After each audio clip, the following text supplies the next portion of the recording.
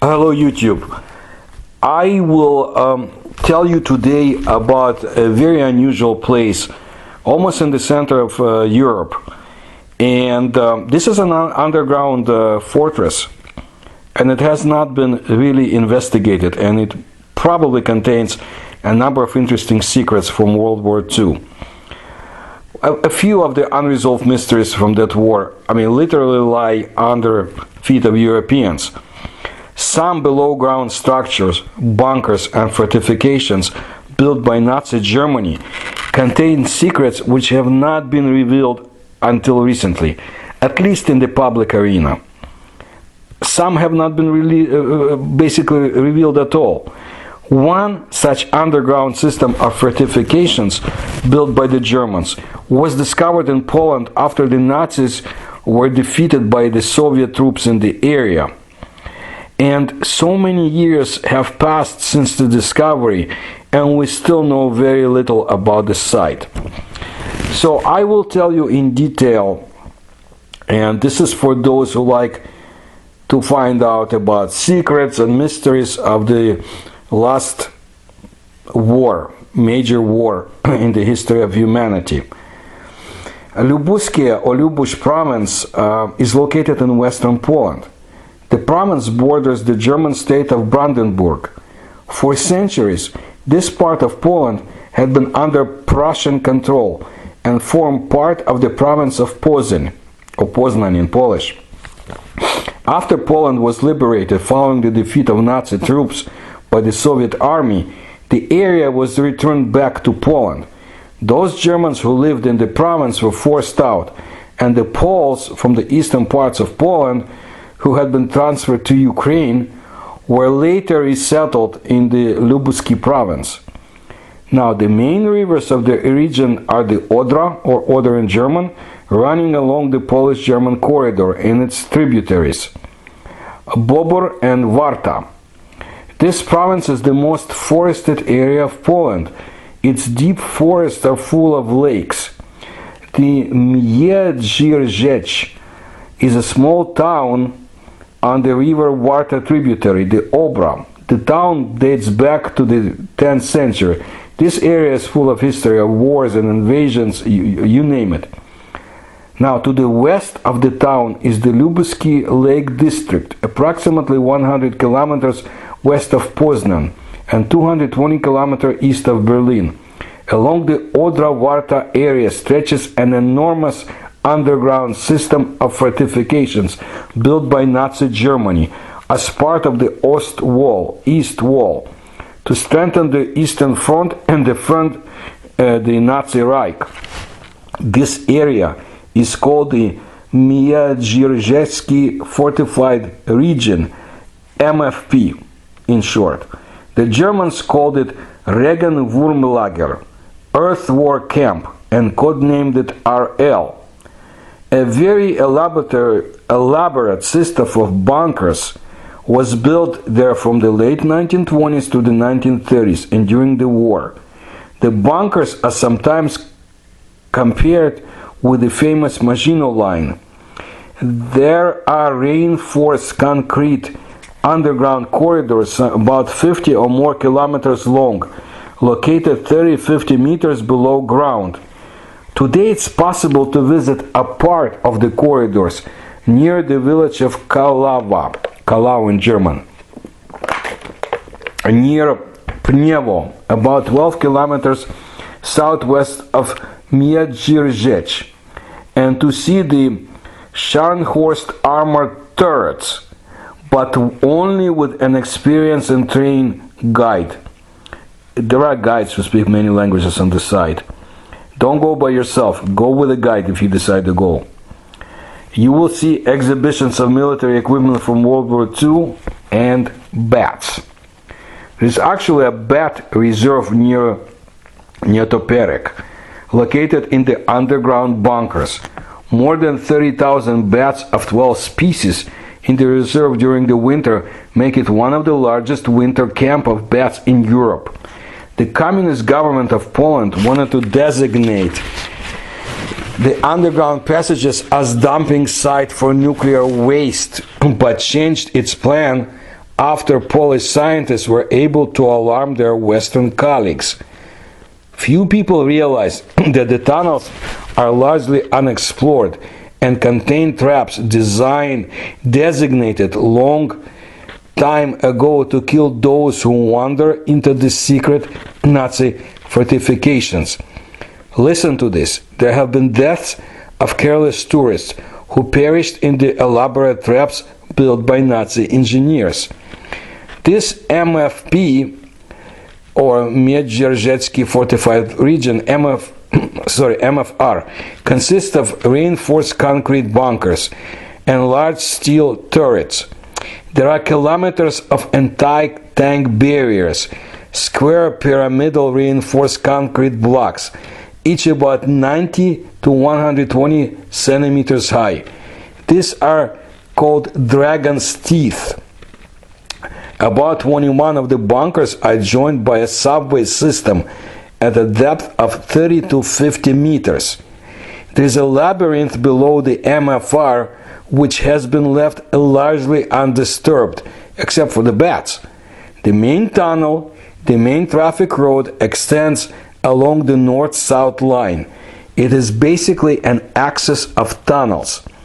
There are side tunnels which branch from the main tunnel and connect with the so-called structures.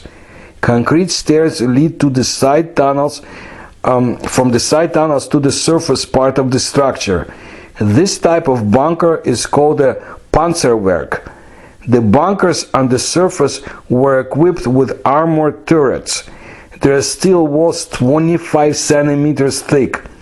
They contained machine guns, flamethrowers, and grenade launchers. The underground portion of the MRF contains storerooms, barracks, ambulances, ventilation systems, engine rooms, as well as lighting, sewage, and communication systems. The structures were connected to the use of an electric train. These multi-storied concrete corridors may still hide secrets of Nazi Germany's nuclear weapons research and development efforts undertaken during World War II. The Soviet army liberated the impenetrable fortifications from the Nazis between January 30 and February 2nd of 1945, and the last vestige of German resistance in the immediate area was crushed on February 28, 1945. The area was in the Soviet-Russian hands from that time until May 12, 1993.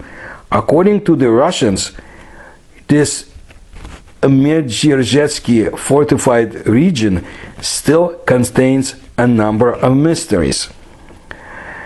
Of course, much has changed on the surface, especially after the fall of the Soviet Union, when Poland became a free nation, where once you could find scars of the Nazi occupation and presence of Soviet troops. Today there are tourist hotels and museums. Instead of ammunition and mines, people find mushrooms and berries. However, there have been deaths and injuries. Local people who were less careful have fallen into the hidden cargo elevator shafts as deep as 20 meters. There are old mines in the forests around Regenwurmlager, according to Latvian researchers.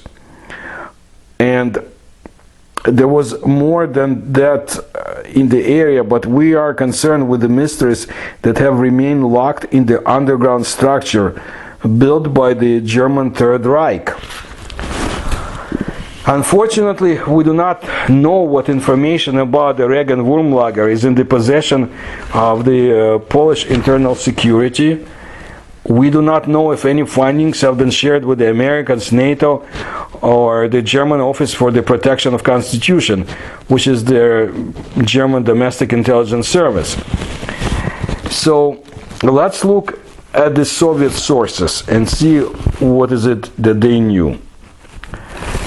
Basically, only the Soviet military administration was able to investigate the odd reinforced concrete SS city discovered shortly after the victory over the Third Reich. Yet the Soviets failed to undertake any systematic exploration of the Regenwurmlager. The Kremlin sent no instructions to do so, and the local commanders, they didn't see any need to volunteer their efforts. However, there was one Soviet military officer who wanted to uncover the secrets of this Nazi underground city. In the early 1960s, Colonel Alexander Liskin, a military prosecutor, descended into the tunnels of the Regenwurmlager and also collected information, testimonies, and legends about the area. Later, he shared his findings in articles published in the Russian newspapers. Now, I looked through his articles as well as other Russian publications, very interesting ones. And I also researched Soviet military publications and open sources. So the information that I possess can be found by very dedicated researchers. Nothing is from secret sources. The Red Army defeated Nazi troops, and this was in the area, as I said. Now, there is a very interesting picturesque village. Let's see if I pronounce it right. Keshica, which is bordered by forests full of berries and mushrooms, as well as lakes. Under Nazi occupation, the village, located near Medjirjec, was also part of the MFR. The German garrison in the MFR consisted of 2 regiments, security forces, and the SS school of the 3rd SS Panzer Division Totenkopf, meaning skull. In October of 1939, Hitler had set up the SS field divisions, which would later form the Waffen-SS. Among them was this Totenkopf division. Its officers and soldiers perpetrated horrors, which were typical of the era of the terror in the Nazi-occupied Europe. 1 battalion was stationed in the Nazi-occupied Soviet Union, and this battalion was tasked with killing Jews. The Totenkopf division also took part in atrocities, mostly against guerrilla units of fighters in the Soviet-occupied Soviet Union and enemy soldiers. The Nazi troops, according to local residents, did not put up a stiff fight when the Red Army crashed into the MFR at the end of January 1945. However, to escape surrendering to the Soviets, the SS forces in the MFR began a hasty retreat. They disappeared without trace in a matter of hours. But where to? The only road in the area was already captured by tanks of the 44th Guards Tank Brigade of Soviet General Katukov, of the 1st Guards Tank Army. Now, the tank battalion of the fearless Soviet commander, Major Alexei Karabanov, who was posthumously awarded the Hero of the Soviet Union designation, they pierced the minefield surrounding the Regenwurmlager, but Karabanov was burned in his tank there. The Red Army soldiers, under the command of Soviet Colonel Iosif Gusakovsky, broke through this Nazi Maginot Line, chasing German forces from the Polish land. According to the Latvian researchers, who are very active in this area, the steel and concrete fortification blockhouse Panzer 712, under the command of Friedrich Helmich, held on for 2 more weeks after the area fell to the Red Army. 8 people defended Panzerwerk 712. They were cut off from the rest of the Nazi forces and were not aware of the state of affairs. The blockhouse defended the approach to the Neuhofen-Starpel road. After a fierce drum fire by concrete bombs, the exhausted German soldiers of Panzerwerk 712 surrendered on the 20th of February 1945 and were released by Soviet soldiers because of their valor. The Germans were 18-year-olds. The Soviet soldiers tore off their epaulets and basically chased them away towards home. They spared their lives. In the early 1990s, some of these former German soldiers visited Panzerwerk 712 and thanked the Russians for their mercy. Now, what happened at the MFR during the Soviet occupation? Well, the Soviet military troops who were stationed in Poland formed the so-called Northern Group of Forces. It was established in June of 1945. Until 1956, there were no legal regulations which would formulate principles for the Soviet troops to be stationed on Polish territory. So the Soviet soldiers and the property utilized by them were beyond any control of the Polish authorities.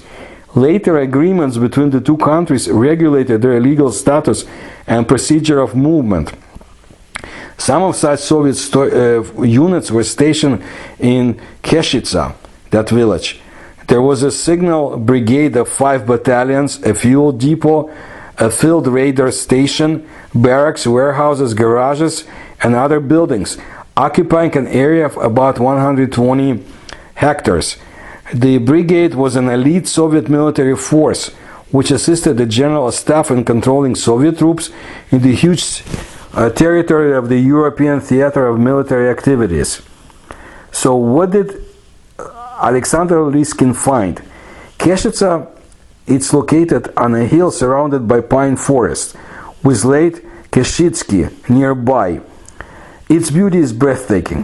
When Colonel Alexander Liskin visited the area, the lake still had a lot of air of mystery about it. An artillery regiment was located in the vicinity, and a Polish security official, Telutko, who supervised the area for the Medjugorje authorities, represented the Polish military forces in the region because the territory had been transferred to the Soviets for temporary use. According to Liskin, in 1945, the Soviet commanders immediately undertook a scrupulous field engineering reconnaissance of the area.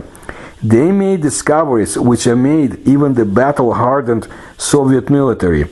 First, near the lake, the Soviet engineers found a reinforced concrete box containing the isolated outlet of 380-volt underground power cable. Then they found a concrete well which swallowed water falling into it. At the same time, reconnaissance engineers discovered that the underground electrical supply and communication lines came from the Medjugorje, but also believed that there might be a concealed autonomous electric power station, its turbines moved by water falling into the well. There were rumors that the lake was somehow connected to the numerous nearby reservoirs, but the Soviet brigade lacked the resources to confirm it. Keshica was then, as it is now, a quiet place, peaceful and full of the aroma of the nearby forest. However, rumors about the lake, they made Liskin very curious. So he explored the area with the aid of local Soviet officers. When Liskin took a boat ride around the lake, he discovered even more mysteries. From the eastern side of the lake Keshitsky, he saw man-made hills overgrown with young trees. They contained artillery caponiers, fortification structures. The hills contained secret passageways leading to galleries below. Not far away from there were 2 tiny lakes, and nearby there were signs stating danger, mines in 2 languages. Liskin reported that according to the Soviet field engineers, the lakes were actually entrances to the underground city. These entrances had been flooded. There was a strange island in the middle of one of the lakes. This island slowly drifted as if held by an anchor. The island was overgrown with pine and willow trees. This island's area was no more than 50 meters. The impression was that the island slowly and with difficulty rolled about in the black waters of the reservoir.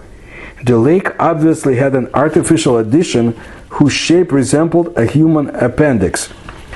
The water here was clearer, and a measuring pole indicated a depth of up to 3 meters. It was still hard to see anything because the fern-like weeds completely covered the bottom of the lake. There was a gray concrete tower in the middle of this little bay. It had served some purpose before, but now it contained water. Furthermore, Liskin learned that during the initial reconnaissance, Soviet military engineers had discovered an entrance to the tunnels disguised as a hill. They surmised that what lay before and under was a complex structure full of traps, including mines. Once, a slightly inebriated Soviet sergeant major made a bet and rode his motorcycle through one of the mysterious tunnels. He was never heard from again. Liskin was more cautious, and he approached the brigade's commanders. He found out that the brigade's field engineers and communication technicians had not only descended below into the same tunnel where the sergeant major disappeared, but also had walked it for dozens of kilometers and had discovered previously unknown entrances. Information about this expedition was kept secret. Liskin discussed the expedition with a staff officer who told him that to preclude tragedies, the Soviets had installed a metal grating, an armored panel at the entrance to the tunnel. Yet they were of the opinion that there were other entrances to the tunnels. The officers shared with Liskin their assessment of what may be below. It was an underground city containing everything necessary for autonomous existence for many long years. The expedition discovered a subway station complete with rails. There was no soot on the ceiling of the tunnels. The walls contained rows of cables, and it was thought that the train was electrically powered. The expedition entered the tunnel, but not where it began, because the tunnel entrance was somewhere under the lake. Its other end was probably under the Oder River in the west. However, Latvian researchers who have been to the site claim that this is a mistake, that this was actually a branch railway line from east to west, mistakenly assumed to extend into the direction of Berlin. Soviet field engineers also discovered a concrete vertical pipe. They assumed that this was from an underground crematorium, and those who built this city were burned here.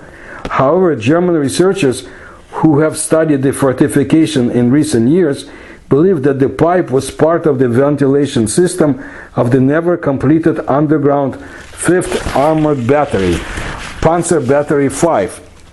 As for the expedition's engineers, as they slowly and cautiously walked the tunnel in the direction of West Germany, they discovered dozens of tunnels to the right and left of them. Most of the tunnels have been carefully sealed off. What lies behind the sealed entrances?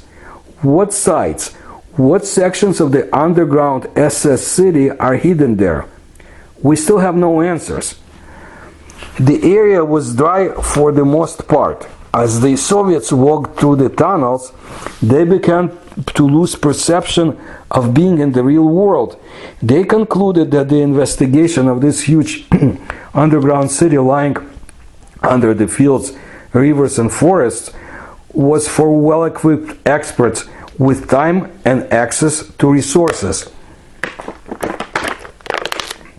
The expedition members estimated that the underground city of Regenwurmlager could extend for dozens of kilometers and continued under the Odra or Oder River. What the final destination would be, they had no idea. Sometime later, the commander of the northern group of forces, Colonel General Maryakin, arrived in Keshica and descended into the underground SS city. I was not able to find out if this Soviet commander had discovered anything of importance during his mission. Liskin determined that from 1958 to 1992 there had been 9 commanders of the brigade, and each one of them had to get used to being a neighbor of the mysterious underground territory. One of the last commanders of the brigade, Colonel Vladimir Spiridonov, learned a little bit more about Regenwurmlager. He was privy to reports of the field engineers because most of the brigade's commanders consider it to be their duty to learn as much as possible about the SS city. Spiridonov revealed that the area where the subway extended under the Odra river was flooded. The distance between Keshitsa and Odra is 60 kilometers.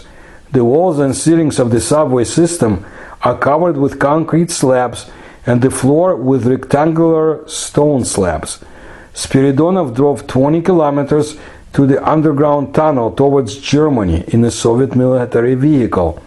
As Spiridonov learned, the person who knew most about the city was a quiet Polish man, Dr. Podbielski of Miedzierżec, who at the end of the 1980s was 90 years old.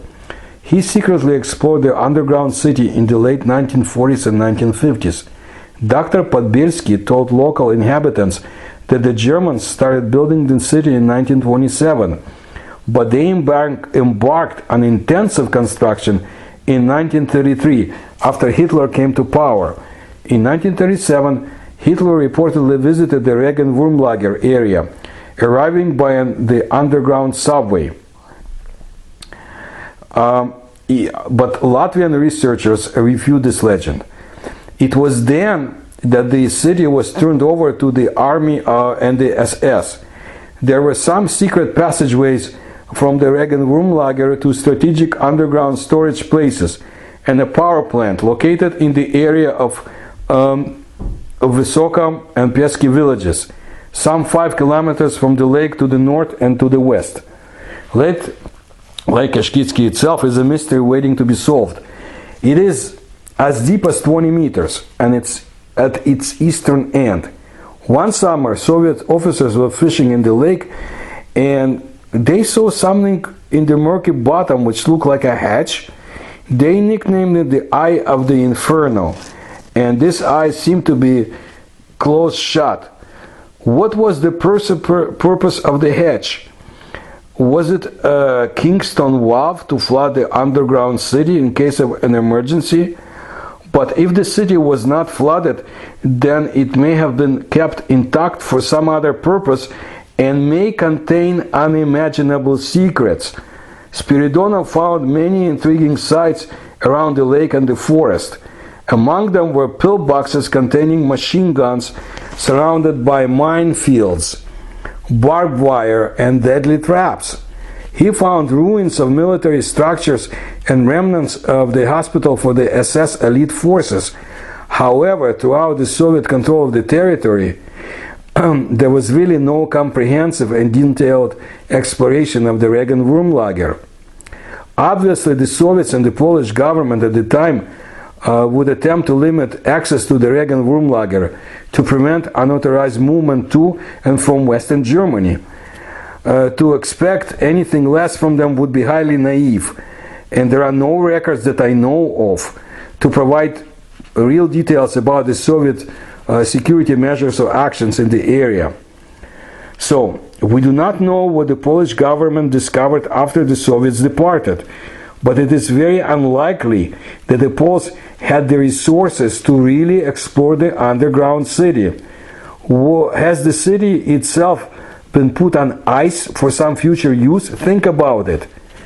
Did the Polish government know something sinister about the site and plan to dump nuclear waste into Regenwurmlager tunnels to render the underground SS city forever inaccessible?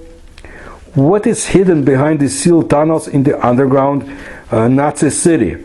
It may be possible that the Regenwurmlager contains hidden treasures, perhaps artwork looted by Nazi invaders in occupied Europe, but it could be that it holds a still undiscovered key to the Nazi German program to build an atomic bomb or something else.